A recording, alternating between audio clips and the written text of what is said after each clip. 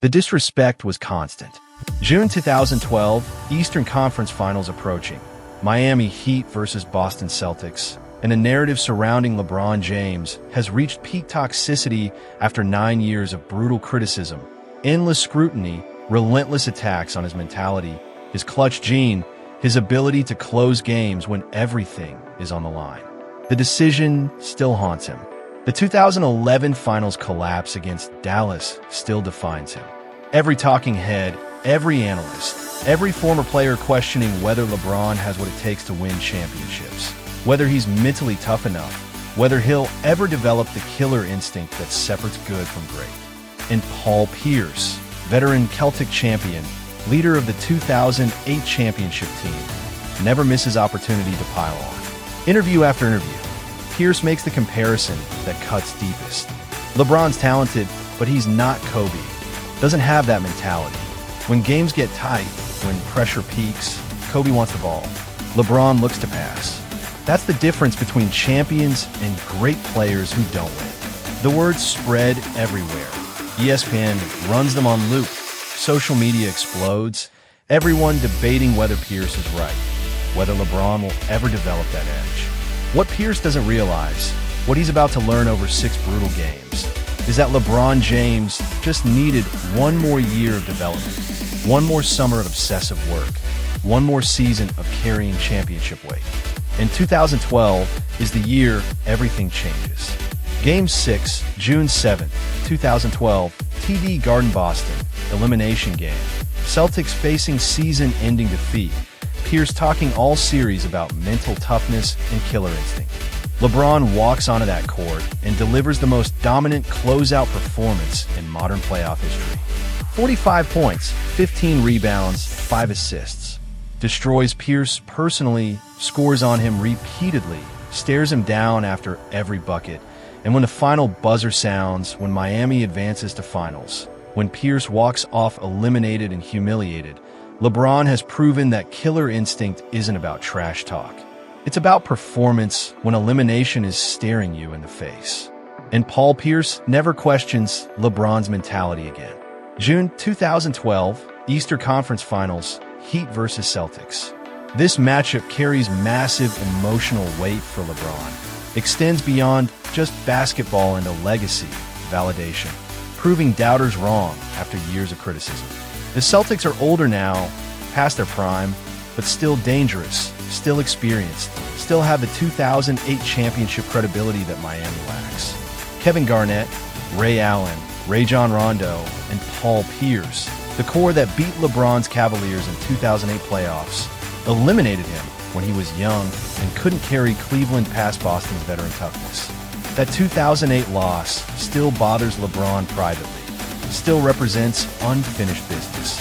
And Pierce, who's never been subtle about anything, spent the last 4 years reminding everyone that a championship is real while LeBron's potential is just potential until proven.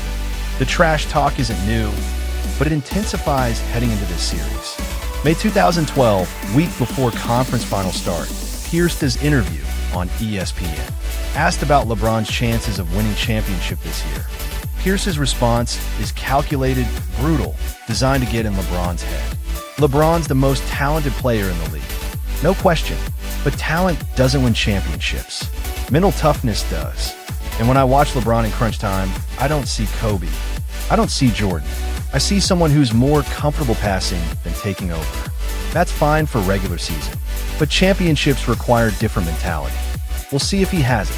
The comparison to Kobe lands exactly how Pierce intended. Cuts directly at LeBron's biggest insecurity, the narrative that's followed him since entering the league. LeBron hears it, doesn't respond publicly, doesn't take the bait in media sessions. But privately, teammates notice the shift. Dwayne Wade later describes LeBron's focus that week before series starts. He was different, quieter, more locked in, wasn't joking around, wasn't his usual self. Just working, studying film, preparing. Paul's comments got to him, but not in the way Paul thought. Didn't shake his confidence. Made him focused. Series begins. Game 1 in Miami. Heat win easily. LeBron 32 points, efficient, controlled. Pierce has 15, outplayed clearly. Game 2. Same story, Heat win. LeBron 34, Pierce 17. Miami up 2-0, looking dominant. Series shifts to Boston for games 3 and 4. This is where Celtics make their stand, veteran experience, and home court turning momentum. Game 3, Celtics win 101-91. Pierce scores 23, plays with edge, talks throughout game. After made baskets, runs past LeBron, says things. Not clutch, not Kobe, don't have it. LeBron doesn't respond verbally, just plays, but the frustration shows. Game 4, Celtics blow out Heat 93-79, ties series 2-2. Crowd going insane. Pierce playing like it's 2008 again, 23 points, confident, talking constantly. After the game, Pierce does press conference. Can't help himself. We've been here before. We know what it takes. This is about mentality now. Pressure is on them. The implication is clear. LeBron will fold. Like always. Game 5 back in Miami. Must win for Heat. Desperation building. LeBron comes out possessed. Attacked from opening tip. Scores 17 in first quarter. 35 total. Heat win 94-90. Series 3-2 Miami. But Pierce still won't stop talking. Still believes Boston can win Game 6 at home. Still thinks LeBron will crack under elimination pressure. June 6th, day before Game 6, Pierce tells reporters, "We're going back to Miami for Game 7. I've seen LeBron in these spots before. Tomorrow night, TD Garden, our crowd, elimination game. We'll see what he's made of." June 7th, 2012, 7:37 p.m. Eastern, TD Garden, Boston. Game 6, season on the line for Celtics. Championship hopes on the line for Heat. The pressure is maximum for LeBron. Entire career being judged by this moment. Every criticism, every doubt, every comparison to Kobe and Jordan coming down to whether he can close out veteran champion in hostile environment. First quarter starts, LeBron attacks immediately, not settling for jumpers, not deferring, just attacking the rim with violence, aggression, intention. Drives on Pierce, finishes through contact. And one. Next possession, catches on wing, Pierce defending, LeBron backs him down, post move turnaround. Swish. Third possession, transition, LeBron coast to coast, dunk over Garnett's help defense. By end of first quarter, LeBron has 17 points, Pierce has 4. The statement is immediate and loud. Second quarter, LeBron briefly rests, comes back at 6-minute mark, score 42-38 Heat. Celtics trying to claw back, Pierce hitting shots, trying to spark comeback. LeBron checks in, immediately calls for isolation when Pierce guards him. Catches at top of key, Pierce pressuring, talking. "You gonna pass it? That's what you do, right?" LeBron doesn't respond verbally. Just attacks, explosive drive. Pierce can't stay in front.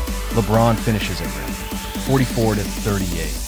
Next possession, same matchup. LeBron backs Pierce down in post. Pierce pushing back physically, trying to deny position. LeBron absorbs it, spins baseline, fadeaway. Swish. 46-38. The TD Garden crowd goes quieter, understanding what they're witnessing. LeBron isn't passive tonight. He's hunting. By halftime, LeBron has 26 points on ultra-efficient shooting, dominating both ends, playing with fury and focus that silences every criticism. Pierce has 11 points, but is laboring, getting outplayed badly, talking less now. Third quarter, the massacre intensifies. LeBron comes out and scores the first 9 Heat points, all attacking Pierce directly, forcing switches when help comes, making sure Pierce feels every bucket personally. Three-pointer over Pierce's contest. Swish. 62-50. Drive on Pierce. Eurostep. Finish. 64-50. Post up on Pierce. Turnaround fadeaway. 66-50. 16-point lead. All created by LeBron systematically destroying Pierce on both ends. Celtics timeout. 7:43 remaining third quarter. Pierce walks to bench. Exhausted. Frustrated. The trash talk completely stopped. Doc Rivers tries to rally them, but the energy is gone. LeBron is playing at a level that makes championship experience irrelevant, makes home court advantage meaningless, makes everything Boston relied on ineffective. Third quarter ends, Heat lead 73-61. LeBron has 37 points. Pierce has 15 total. The gap is absurd. Fourth quarter, TD Garden crowd is silent, accepting defeat, watching their season end.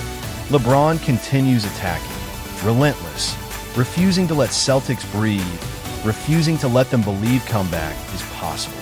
Every time Boston scores, LeBron answers immediately. Pierce tries one more time to spark something. Hits a three. Cuts lead to 79-70. LeBron responds within 30 seconds. Drive, contact, finish. 81-70. Pierce never scores again the rest of the game. Gets clamped defensively. Can't get clean looks. Can't create separation. Just watching LeBron dominate. Final 4 minutes. Game essentially over. Heat up 93-79. But LeBron isn't done making his point. Pierce catches in corner. Rare open look. Rises for three. LeBron closes from 12 feet away. Contest at release point. Pierce misses. LeBron rebounds, goes coast to coast, dunk, hangs on rim briefly, stares directly at Pierce. The message is unmistakable. You said I don't have killer instinct? Watch this. Final buzzer sounds. Heat 98, Celtics 79. 19-point blowout in elimination game on Boston's home court. LeBron James final stats. 45 points on 19 of 26 shooting, 15 rebounds, 5 assists. Complete domination. Paul Pierce. 18 points on poor efficiency. Outplayed in every conceivable way. As teams shake hands, LeBron and Pierce meet at center court. LeBron extends his hand, pulls Pierce close, says something only Pierce hears. Pierce nods, walks away without responding. Season over, eliminated, humiliated. Post-game, reporters swarm LeBron in locker room. What was going through your mind tonight? LeBron's response is measured but pointed. I just wanted to be aggressive. Take what the defense gave me. And when people question your mentality, question your toughness, question whether you have what it takes, you respond the only way that matters. Performance. 45 points in an elimination game speaks louder than any words I could say.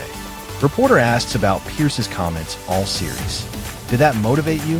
LeBron smiles slightly. I don't need motivation to compete. But when someone questions whether you have killer instinct, whether you're mentally tough enough, you take that personally. And you make sure there's no doubt when the series is over. Pierce is asked in Boston locker room about LeBron's performance. He's professional, but the defeat is visible in every word. He was phenomenal. Best I've ever seen him play. We had no answer. That's a legendary performance. Give him credit. The reporter pushes. Do you still think he lacks killer instinct? Pierce pauses, chooses words carefully. Tonight showed he is everything you need to be champion. I was wrong. He proved it. He'd go on to win 2012 Finals against Oklahoma City. LeBron wins Finals MVP, first championship secured. The monkey off his back, the narrative destroyed, the doubters silenced. And Paul Pierce, who spent years questioning LeBron's mentality, never makes that comparison again. Never suggests LeBron lacks what Kobe has. Never questions whether LeBron can perform under pressure. Years later, 2019, Pierce is working as ESPN analyst. LeBron is in middle of Lakers run.